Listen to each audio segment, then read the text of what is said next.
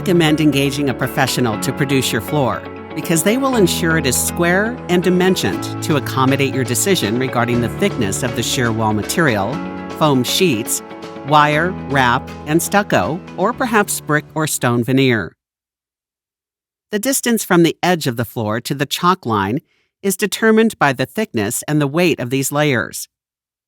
The floor professionals will determine the appropriate dimensions and build your floor to accommodate your choices.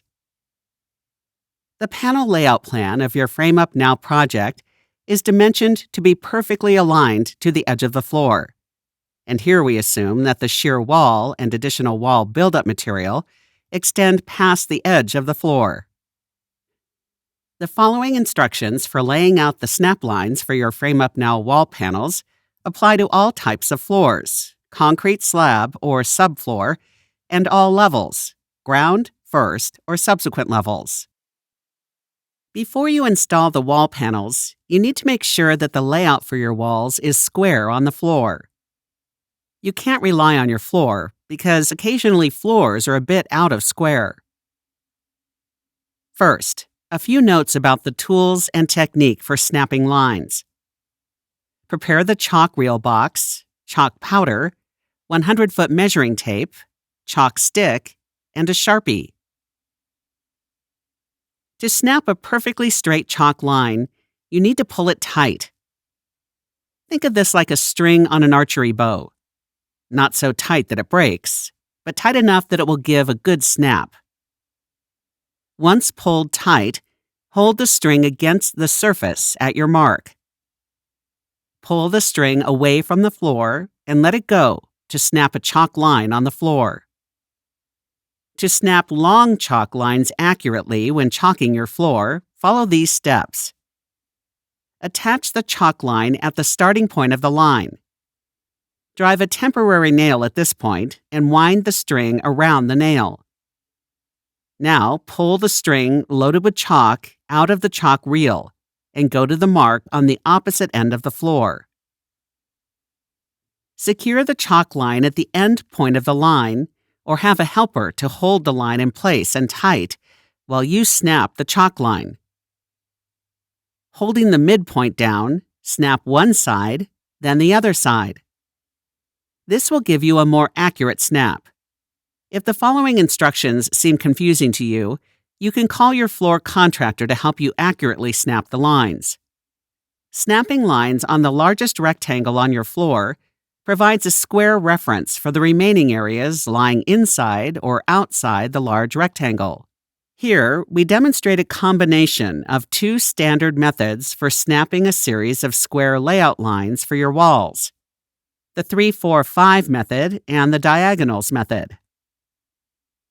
We recommend that you go through all the steps outlined here to ensure that the frame installation is off to a good start. If these instructions seem confusing, you can find lots of other resources for doing this on the internet, or you can ask your floor contractor to help you with this step. The 3-4-5 method. Step 1. Locate the largest rectangle of your floor and snap a reference line on one of the long walls, 5.5 inches from the outer edge. Step 2. Mark point A. On the line you just snapped, measure 5.5 inches from the other edge of the floor. Step 3. Mark point B. 40 feet from point A along the same line. Step 4. Snap a parallel line 30 feet from the reference line. Make sure this line is parallel to the reference line by measuring between them at each end. Step 5. Mark point C by measuring 50 feet diagonally from point B to the place where it intersects the second line you snapped. Step 6. Now snap the line from point A through point C and past it, all the way to the edge of the floor. The reference line and the AC line are now perfectly square. Step 7. We will mark the remaining large exterior walls next. Read your floor plan to find the dimensions X and Y, the distances between the interior sides of the exterior walls. Use dimension X to mark the snap line for the wall opposite the reference wall. Make sure these lines are parallel by measuring between them at each end. Step 8. Use dimension Y to mark the snap line for the wall opposite the AC wall. Make sure these lines are parallel by measuring between them at each end. Step 9. Measure and snap the lines for smaller rectangles using the same method. The 3-4-5 formula can be adjusted for any size space. Just make sure to use the appropriate multiplier or denominator, like we did here with 30, 40, 50 feet. For a smaller space, this may be 15, 20, 25 feet, 9, 12, 15 feet, or 6, 8, 10 feet. Now, let's double-check using the diagonals method. Step 10. You have snapped the 4 lines on the largest rectangle of your floor.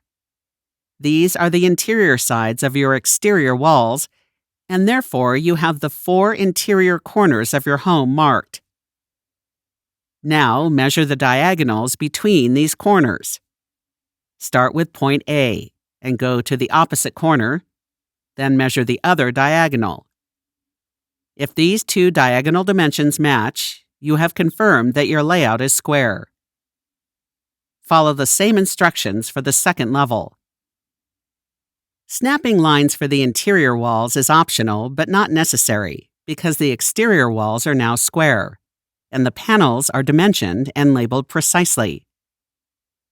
Before securing the interior panels to the floor, make sure to confirm they are square using a large framer's square. If you have any questions about the frame assembly process, you can contact us at 1-888-864-0184.